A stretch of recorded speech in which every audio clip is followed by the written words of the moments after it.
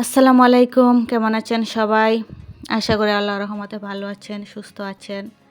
আমার মেয়ে ক্লে দিয়ে প্রজাপতি বানিয়েছে, ফুল বানিয়েছে, আর সারাক্ষণ এগুলা দিয়ে কি হাবিজাবি জিনিস তৈরি করে।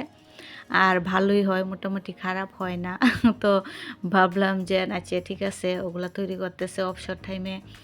আর বাচ্চাদের হাতে ফোন বা মোবাইল এগুলার প্রতি আসক্ত বেশি হইলে সমস্যা আছে, এগুলা দিয়ে যেহেতু খেলা করে, খেলাধুলা করুক। আর এদিকে আমি চলে আসলাম একটু রুমটাকে পরিষ্কার করার জন্য। আর আমাদের বাসা রাস্তার পাশেই, আর রাস্তার পাশে যে আপুদের বাসা আছেন, ওনারা তো এই সমস্যাগুলো ফেস করেন ধুলাবালির। তো প্রচণ্ড পরিমাণে রাস্তা থেকে ধুলাবালি আসে।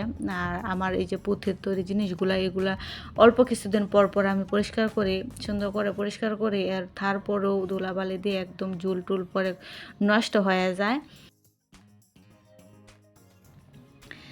এগুলো আমার নিজের হাতে কষ্ট করে যেহেতু তৈরি করা, একটু মায়া বেশি হয়। আর কেনা জিনিসের থেকে তো কষ্ট করে তৈরি করা নিজের হাতে জিনিসের একটু মায়া মহব্বত বেশি। তো এগুলো আবার আমি একটু পরিষ্কার টরিষ্কার করে দিচ্ছি।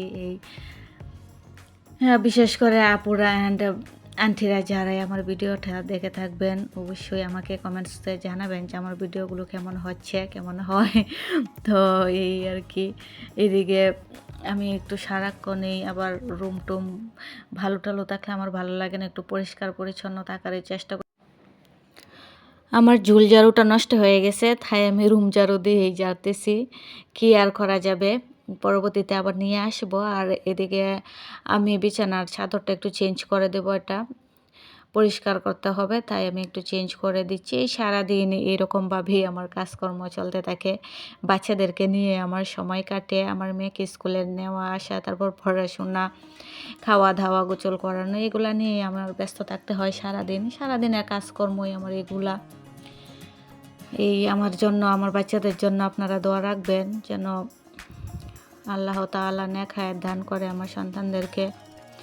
আমার সন্তানদের জন্যই আমার সব এরকম। আর মাদের মন বাচ্চাদের নিয়ে সারাক্ষণ ব্যস্ত থাকতে হয়, যে কোন দিকে গেল কি না গেল, ওয়াশরুমে কি ঢুকলো কি না। আর বিশেষ করে আমার ছেলে অনেক দুষ্ট, তো সারাক্ষণ ওর পিছন পিছনেই আমার ছুটতে হয়। এই যে দেখছেন আমি ফান্ডাটা নিয়ে রাখতেছি, আলমারির ভিতরে আমি ঢুকাইছি, ওইটার ভিতরে কীরকমভাবে জানি হাত দিয়ে একদম তুলাগুলা সব বের করে দিচ্ছে। তাই আমি একটু নিয়ে নিলাম যে থাকো, তুমি তোমার মতো করে খেলা করো। আর এরকমই অবস্থা করে সারাক্ষণ।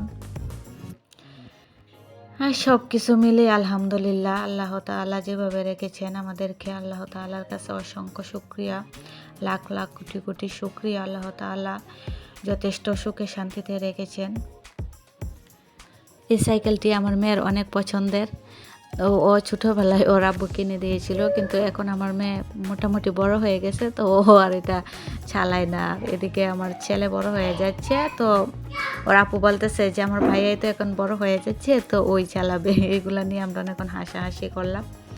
আর এদিকে আপনাদের ভাইয়ারও সমালাই নিয়ে আসলো মেয়ের জন্য, হাতে করে একটি মোরগ নিয়ে আসলো। আর মোরগটা দেখে আমার ছেলে মেয়ে তো অত্যন্ত অনেক খুশি। তো ওরা কি করলে এটা নিয়ে আবার খেলা শুরু করতেছে, বলতেছে এটাকে জবাই করা যাবে না, আমরা এটাকে পালন করব। আমি বললাম যে কোথায় পালন করবো, ওটা যদি আবার পটি করেতে কী করবা। আবার আমার মেয়ে বলতেছে যে না না, এগুলো আমি আবার পরিষ্কার করতে পারবো না। পরিষ্কার করতে পারবে না, আবার সে এটা রাখবে, ফালবে, আবার খাবার দিচ্ছে এটাকে, কাছে আসে না ভয়ে। বলতেছে যে যদি আবার কামড় দেয়, এই ভয়ে আবার কাছেও আসে না। দূর থেকে নাকি ওর খুব ভালো লাগতেছে, এইগুলাই করতেছে। আর এদিক দিয়ে কি বাজার নিয়ে আসছে, শুকনা বাজার যা যা শেষ হয়েছিল এগুলো আবার বইলা দিলাম, নিয়ে আসলো।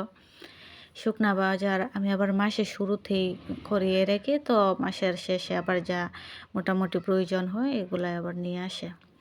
আর এই তো ফাইনালি মোরগ জবাই করা হয়ে গেছে। রান্নাও মোটামুটি প্রায় শেষের দিকে। আজকে রান্না হবে মোরগের মাংস,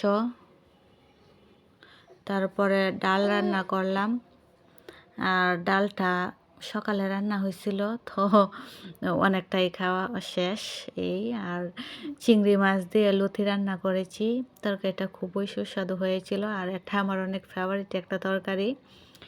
এইদিকে পাতাকপি ভাজি করলাম, পাতাকপিও আমার খুব পছন্দ। আর আমার মোটামুটি সব রকমের খাবারই মানে আমি খাবার খাই না এরকম খুব কম। সব খাবারই আমি খেতে পারি।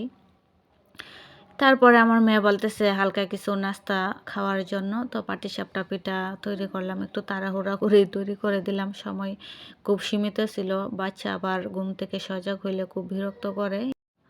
তারপরে বানিয়েছি কলা পিঠা। পাকা কলা ছিল রুমে। আর এই পাকা কলা দিয়ে হালকা কিছু আমি এই যে গুলগুলি পিঠা তৈরি করে দিলাম। এই পিঠাটাও খেতে অসম্ভব মজা। আর এদিকে চুলায় চা বসিয়ে দিলাম। আর আমরা চা পান করতে থাকি আর আপনাদের মাঝ থেকে বিদায় নিই। আল্লাহ হাফেজ। ভালো থাকবেন, সুস্থ থাকবেন। আসসালামু আলাইকুম।